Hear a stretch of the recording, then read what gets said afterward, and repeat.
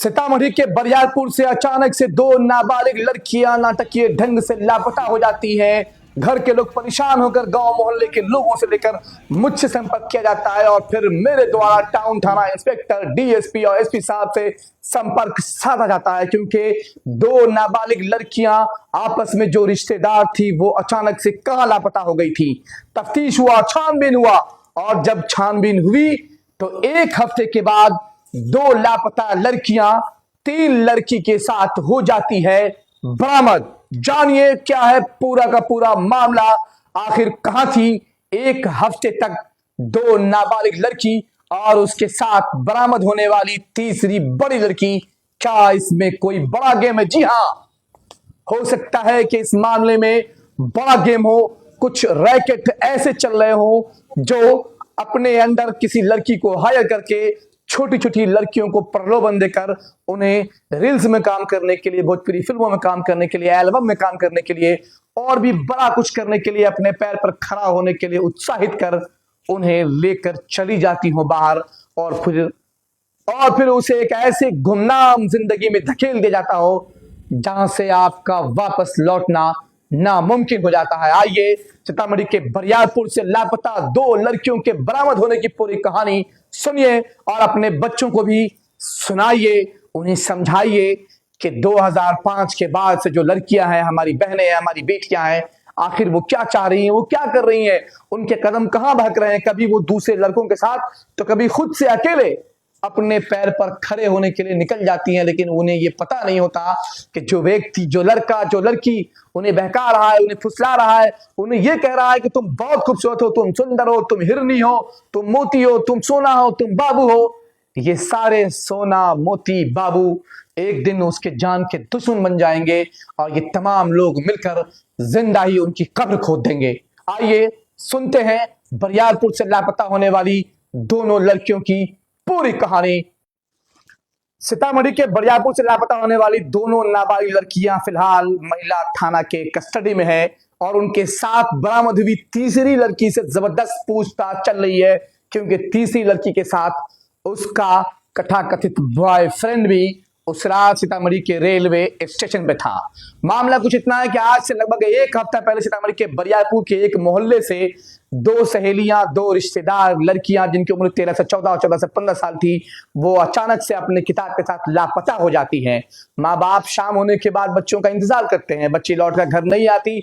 माँ बाप मोहल्ले में, गांव में, चौर में, चरे में, आसपास के लोगों में, रिश्तेदारों में फोन करते हैं, पता करते हैं, लड़की का कोई खबर, कोई सुराग नहीं लगता। फिर जाकर के माँ बाप गांव के कुछ समाज सेवी मोहम्मद नदीम, मोहम्मद अकरम को पकड़कर मेरे पास पहुंचते हैं और मैं उनके घर तफ्तीश करने पहुंच जाता हूं। मैं उन दो लड़कियों के माता पिता से, उनके घर से, वो कहां आ रही थी, वो कहां जा रही थी, जब तफ्तीश करना शुरू करता हूं तो एक लड़के का नाम आता है। वो लड़का भी नाबालिग होता है, उसकी उम्र भी 15 साल होती है। उस लड़की ने बताया कि लड़की कहां गई मुझे नहीं मालूम, मुझसे लड़की से कभी कभी चैट होती थी और हम लोगों की सिर्फ दोस्ती है। लड़के ने बताया कि लड़की अभी ट्रेन में और दिल्ली जा रही है। लड़की ने किसी दूसरे व्यक्ति के इंस्टाग्राम से मुझे मैसेज किया, उसने कहा कि मैं दिल्ली जा रही हूं, ऐसा उसने कहा है। ये बात कहना लड़के का था और लड़के ने अपना मैसेज दिखाया। हम लोगों ने उसके पूरे मैसेज को कवर किया और फिर हमने सीतामढ़ी के एसपी साहब, डीएसपी, एसडीपीओ, इंस्पेक्टर, टाउन थानेदार और आसपास के पुलिस वालों से बात की, मामले की छानबीन शुरू कर दी कि आखिर ये दो लड़कियां गई तो गई कहां, कौन सा ऐसा गैंग है जो लगातार लड़कियों का अपहरण कर रहा है या फिर उन्हें बहकाकर, फुसलाकर, प्रलोभन देकर उन्हें हीरोइन बनने के लिए, उन्हें उनकी खूबसूरती बताकर उनके साथ छल कर रहा है। और हम लोगों ने जब इस सूचना को सीतामढ़ी एसपी साहब को दिया तो एसपी साहब ने टाउन थानेदार एसडीपीओ रामकृष्ण सिंह और इंस्पेक्टर साहब को बैठाल दिया। 10 बजे रात हम लोग वहां पहुंचते हैं। पहुंचने के बाद परसों की रात में Sitamarhi SDPO Ramkrishna Singh, inspector, town थानेदार, मैं, मेरी पूरी टीम और स्थानीय कुछ समाज सेवी जो बरियारपुर के रहने वाले थे, उन लोगों ने मिलकर बात की। तमाम मुद्दों पे गहन चर्चा हुआ।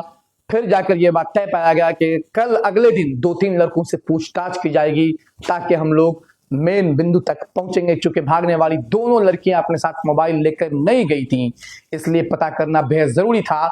जिस लड़के के साथ चैटिंग चल रही थी वो लड़का भी घर पर ही मौजूद था। तो फिर ऐसे में सवाल उठ रहा था कि ये लड़की गई तो गई कहां, जो अब बरामद कर ली गई है।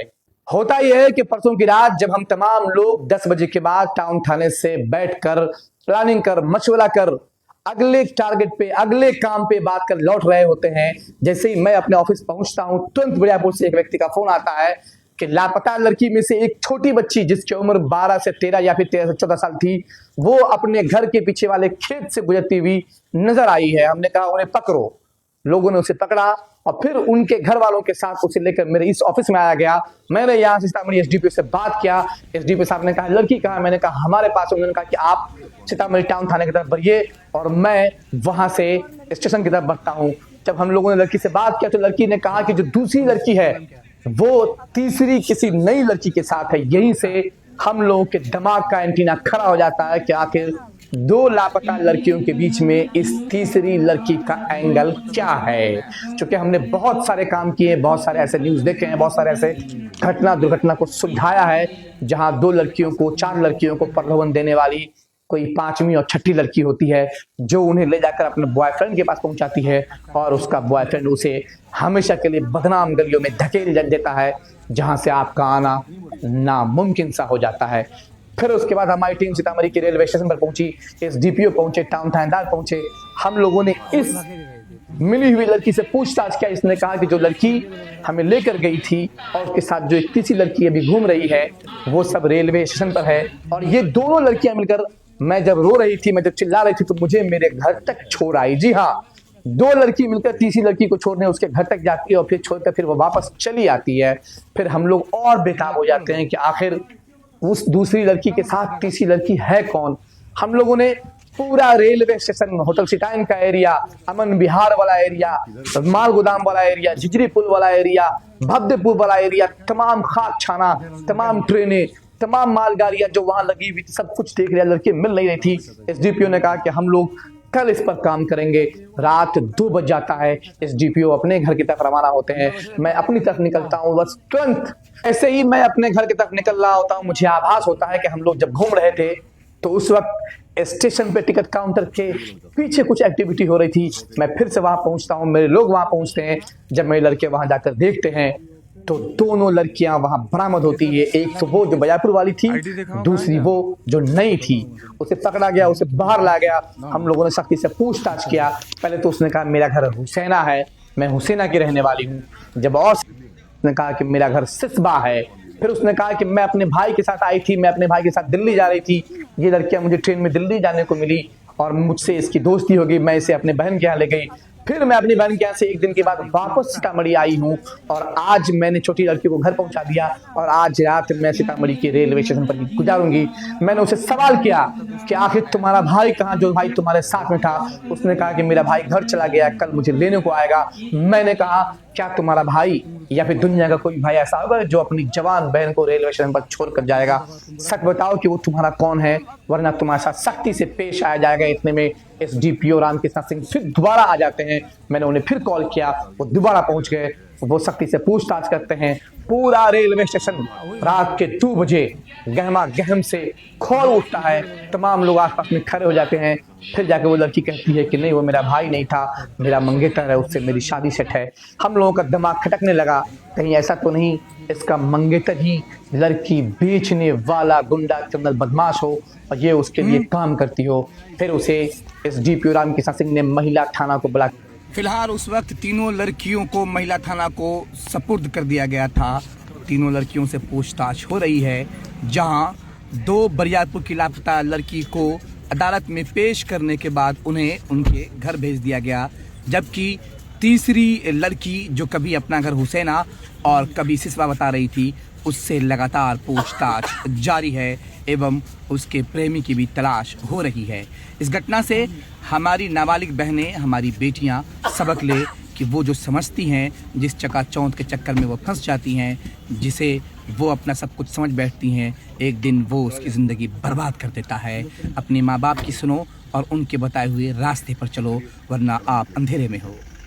तुम तो बोले थे इसका घर हुसैना नहीं है, बाकी लोग का यहाँ पे कोई काम नहीं है, तुम जा रही है। छोड़ो छोड़ो छोड़ो। तुम्हारा घर क्या है बाबू? हुसैना में घर है अंकल। तुम्हारा अगर बोलोगे तो मैं तुम्हारा नाम क्या है? अक्सा। अक्सा। आप अब्बा का नाम क्या है? अब्दुल मलिक।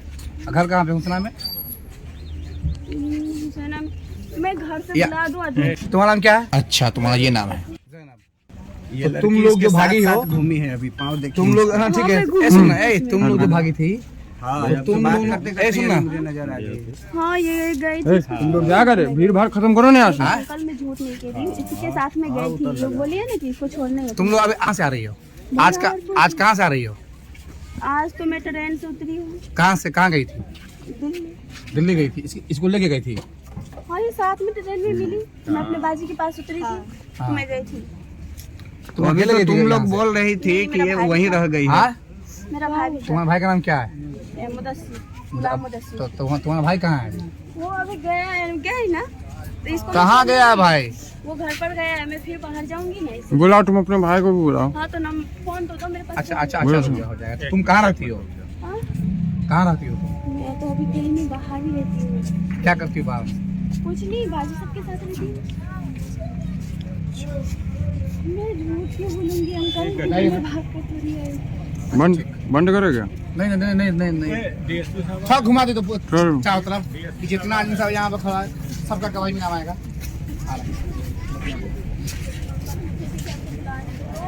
ये सीतामढ़ी स्टेशन है और नहीं ना, हम लोग अरे कुछ भी हो रहा है, हम लोग इन्वेस्टिगेशन कर जाइए।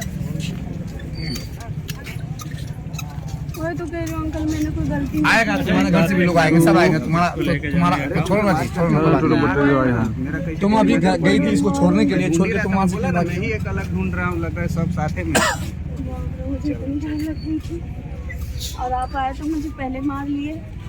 गलती रहे तब तो मारे। एक वीडियो बना मेरा आना चाहिए, वीडियो बनाते हो। सबका आना चाहिए, सबका। अगर मालिक कोई नहीं होगा ना, अगर मेरे गार्जियन को बुलाया। पुराना क्या करो ना, ऐसे मिलो। कहाँ पे? अरे कौन मोहल्ला में घर है? आना चाहिए वहाँ मोहल्ला में, कौन से मोहल्ला में, सारी मोहल्ला में, कहाँ पर? से। स्टार्ट है, सेकंड चल रहा है, ऐसे घुमाओ ना ऐसे। क्या? अरे आप लोग जाइए ना, भीड़ भाड़ खत्म कीजिए ना। कहाँ पे खड़ा? मेरे को मैं घर का एड्रेस सब कुछ नहीं बता सकती हूँ। मैं सच कह रही हूँ अंकल, और मैं घर का नंबर फोन दूंगी। डीएसपी साहब आ गए, भागो यहाँ से। चलो, वो इससे सर का लेना, कुछ नहीं होगा। ये लड़की मिल गई सर, ये इसको लेके जा रहे थे। ये तीसरी वाली है, पूरा बनाना। लड़का इसका हाँ। भाई है। ये बता रही है।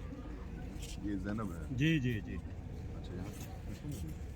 ये मुझे मिली है यहीं पर, मैं अकेले ही ढूंढ, ये सब ये लोग लोग साथी में, मैं अकेला ढूंढ रहा था, मुझे यहाँ पर दिख गई। हम ही लोग के साथ में था ये लड़का। हाँ, ये लोग खड़ी हुई थी, यही लेकर के यहाँ पर खड़ी हुई थी, शायद बिछाने के इंतजार में थी कि बिछा करके सोएगी। क्या करना था तुम लोगों को? कहाँ जा रहे थे? नहीं मैं कहीं नहीं, मैं यहाँ पर सोने के लिए सच में आई थी आज। और सोने के लिए घर कहाँ है तुम्हारा? घर जना में। जैनब नहीं है। तुम कब से घर से गायब हो? तुम कब से घर से गायब हो? मैं तो 6 दिन से गायब हूँ। घर वालों ने खबर नहीं किया? है ना खबर? तुमने घर वालों को खबर कर रखा है? मैं खबर करके आई हूँ अंकल। क्या बोला तुमने उन्हें? देखो मैं बाजी के पास गई थी ना, बाजी कहाँ है? दिल्ली में। ये लोग को भी रास्ता में मिली तो मैं ले गई थी इसको। सुबह का टाइम था, ठंड लग रही थी, उसके साथ ही ले गई थी। और फिर मैं वहाँ से कल तुम किसके साथ जा रही थी बाजी? जाओ ना भाई, अपना काम अपने करो। बड़े के साथ निकलो, बना दो ना। पूरा ऐसे बनाना क्रॉप में यार, तुम गजब कहानी है। पूरा नहीं होगा, हम लोग जो करते हैं ऐसे रहना तो डीएसपी साहब आएंगे, उसके बनाना। होगा कुछ भी ऐसा। बाप रे, मैं तो इससे लेके जा रहे थे, ये तीसरी वाली है, पूरा बनाना। लड़का इसका हाँ। भाई है। ये बता रही है। एसडीपीओ, क्या ये लापता वाली दूसरी लड़की है? मुझे मिली है यहीं पर, मैं अकेले ही ढूंढ, ये सब लोग ये लोग साथ में साथी ढूंढ, में, मैं अकेला ढूंढ रहा था, मुझे यहाँ पर दिख गई। हम ही लोग के साथ में था ये लड़का। हाँ, ये लोग खड़ी हुई थी, यही लेकर के यहाँ पर खड़ी हुई थी, शायद बिछाने के इंतजार में थी कि बिछा करके सोएगी। क्या करना था तुम लोगों को? कहाँ जा रहे थे? नहीं मैं कहीं नहीं, मैं यहाँ पर सोने के लिए सच में आई थी आज। और सोने के लिए घर कहाँ है तुम्हारा? घर जना में। जैनब नहीं है। तुम कब से घर से गायब हो? तुम कब से घर से गायब हो? मैं तो 6 दिन से गायब हूँ। घर वालों ने खबर नहीं किया? है ना खबर? तुमने घर वालों को खबर कर रखा है? मैं खबर करके आई हूँ अंकल। क्या बोला तुमने उन्हें? देखो मैं बाजी के पास गई थी ना, बाजी कहाँ है? दिल्ली में। ये लोग को भी रास्ता में मिली तो मैं ले गई थी इसको। सुबह का टाइम था, ठंड लग रही थी, उसके साथ ही ले गई थी। और फिर मैं वहाँ से कल किसके साथ जा रही थी बाजी? जाओ ना भाई अपना काम करो। अपने बड़े के साथ। अरे ओढ़ो ना जिसको। बिल्कुल ले चलिए। चलो बेटा।